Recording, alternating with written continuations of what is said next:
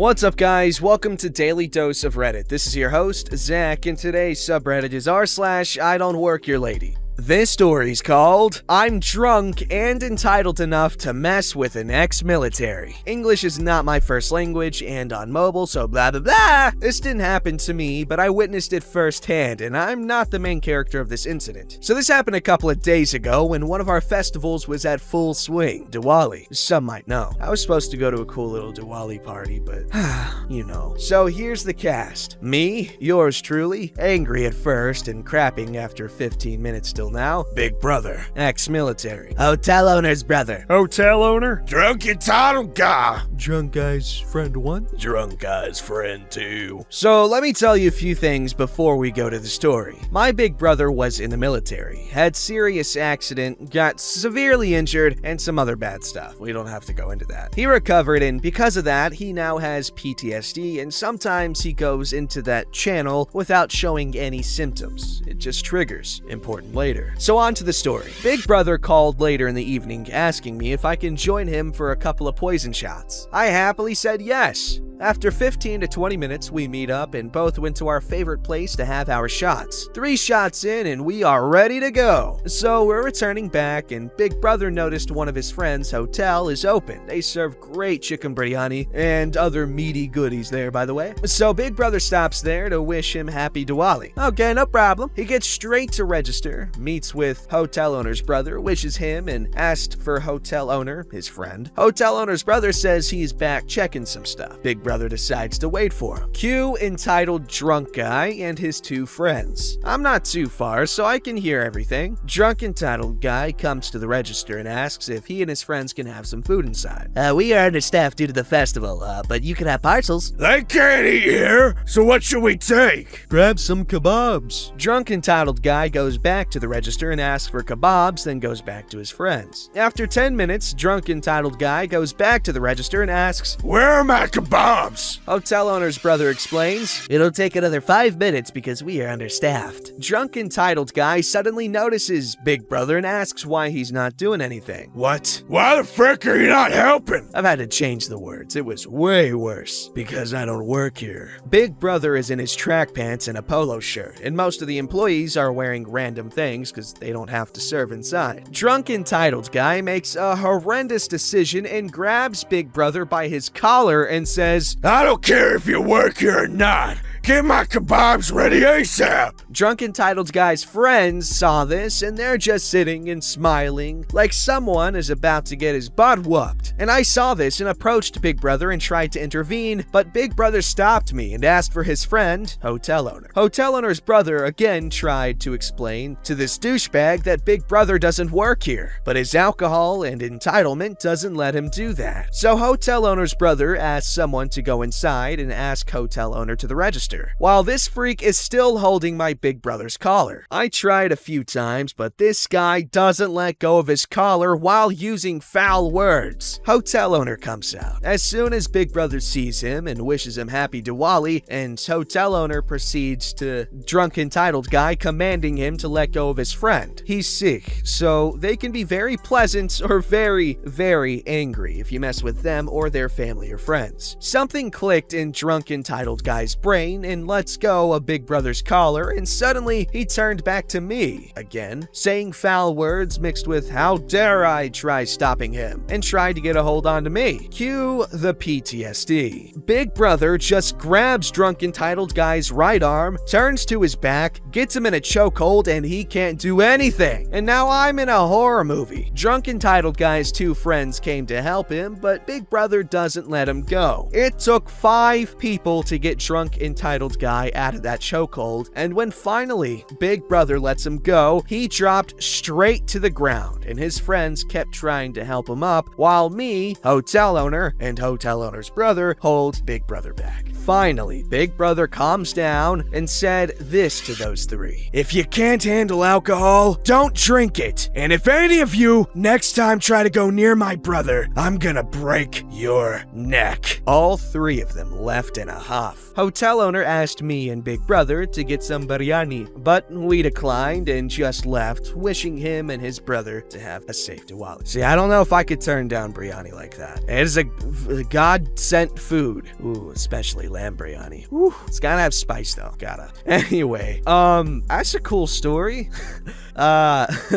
Interesting, cool, bar scene. I dig it. Just be careful, though. You never know who's got a knife. You could be an amazing fighter. You could freaking throw one punch and knock out 3 people, okay? But that all means nothing as soon as someone freaking sneaks a knife into your freaking stomach. Exactly. Alright, this story's called Hard Hat and Reflective Vest is apparently the new dress code for fast food employees. Disclaimer, English is not my first language, typing on mobile. This happened a few hours ago. A week ago, a construction company I occasionally work for got a contract to repair a bridge over an exit of a highway. They contacted me to be nurse on site for the crew. We started Monday and quickly found out that for coffee and lunch, somebody would have to go 3 kilometers away to the nearest rest stop where a cafe and a Golden Arches are. Usually, either me or the foreman would go during the break with all the orders. Today it was my turn. We had to break early because the crew had to work near a high voltage pylon and we were waiting for the power company. So I take everyone's order, jump in my car, and drive to the rest stop. Due to force of habit, I'm still wearing my reflective vest with first aid with black letters on the back and have my hard hat with me. And I took my hard hat with me, again from the force of habit. As I'm waiting in the line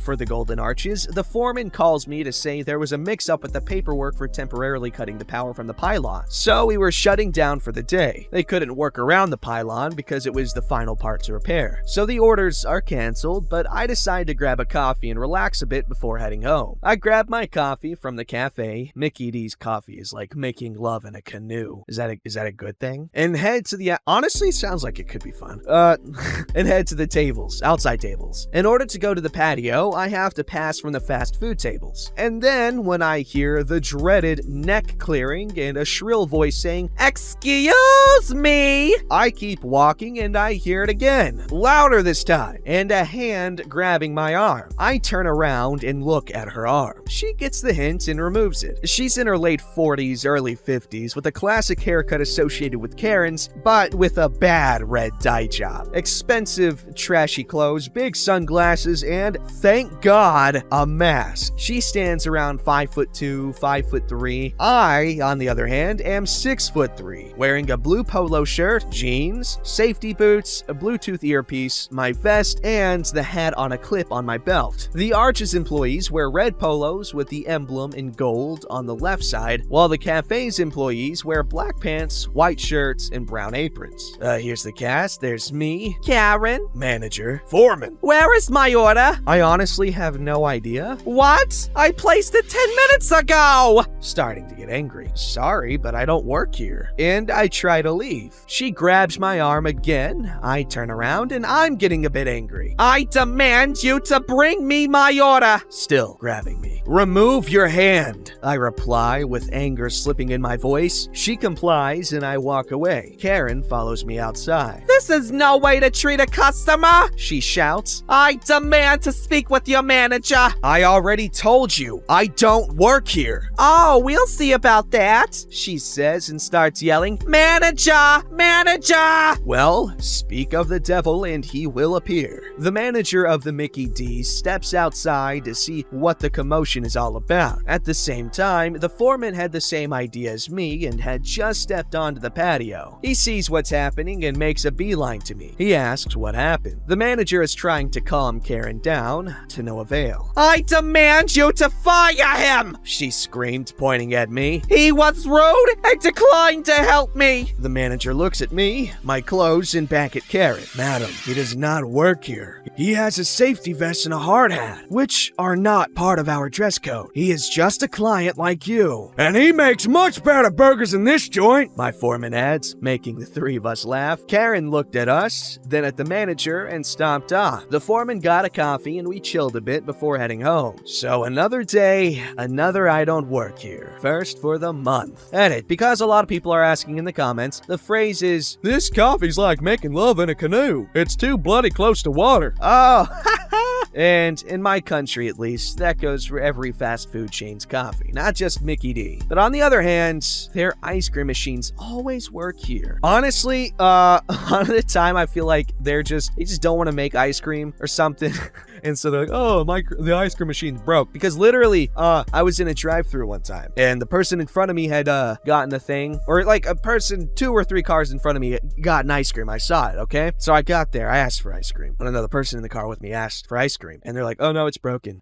And we didn't argue anything. We were just like, okay. And then we got fries. All right, this story's called, I saved a sales assistant from a Karen. She then stalked me for over an hour. So this happened about 5 years ago. Now, I had worked at this exact store previously, so I was familiar with how their system worked. We have me, 23 female, Karen, 40s female, and the sales assistant, late teens, early 20s male. I was waiting in line at a well-known book and stationery store in my local mall, buying a card and gift wrap. Karen was in front of me, arguing with the boy at the register because she wanted to know if they had a book in stock. The book was in stock, but only available when ordered from the online store, as it was old and no longer being sold in the store. So Karen would need to purchase it herself online. When ordering from this company's online store, it will be shipped to the address of your choice via courier. Of course, this comes with additional shipping costs. Karen, however, seemed to think this meant he could order the book in and she would be able to pick it up the next day. That is not the case, as the stores, while operating under the same company name, are completely different. Thus, the argument begins. Well, can't you just order it in? Sorry, our system doesn't allow us to do that. Yes, it does. I've done it before. Sorry, since the system is under new ownership, all stores are separate now, including the online store. It's the same company. You're just being lazy. Sorry, you'll need to order it yourself online. They went back and forth a couple of times before I spoke up.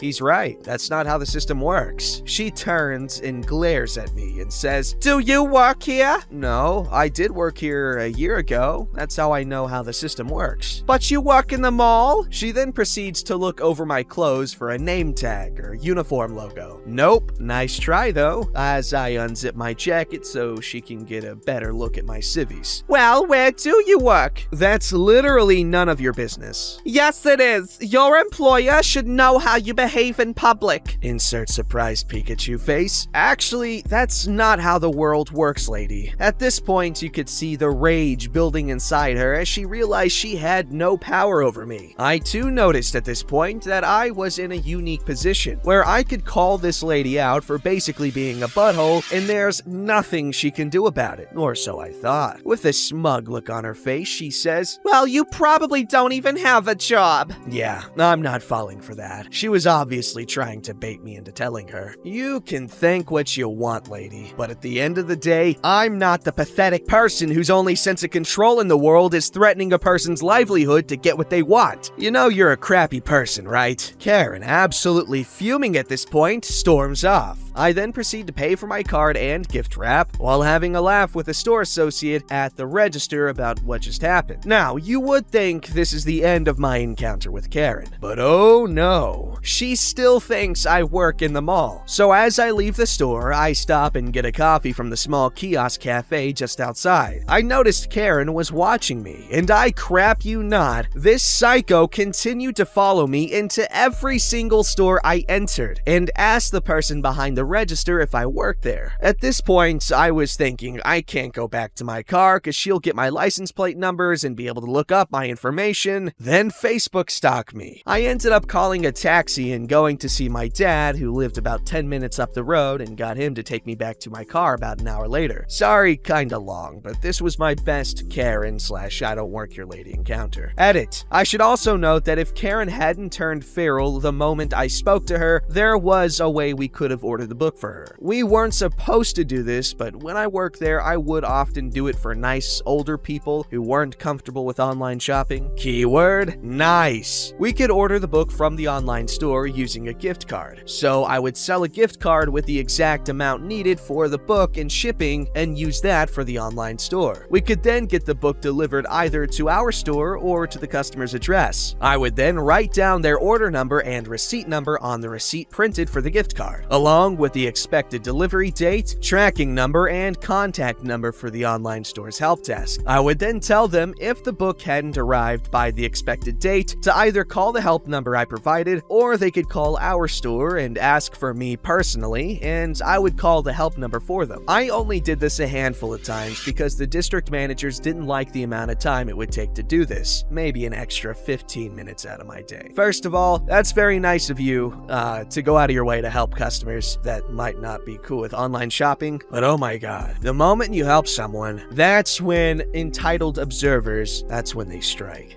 This story's called I Was the Lady Once. I was at a popular retail chain looking for a window air conditioner for my small apartment. I'd never bought one before or had any idea how many square feet my apartment was or how big I would need. This older gentleman was in the same aisle, wearing khakis and a blue shirt, so I asked him if he could help me, and he said, I don't work here, but I can try. His wife then walked up next to him and they spent a good 10 minutes helping me figure out what would work best for me. They were super nice and said they had a daughter around my age and would appreciate someone helping her if she was in a similar situation. I bought the AC they recommended, and it worked great for years. Not all I Don't Work Here Lady stories are bad. That is so sweet. That's all I gotta say. Well, actually, I love a good window AC unit. They're built different. Don't forget to like, subscribe, and hit that bell to never miss an episode.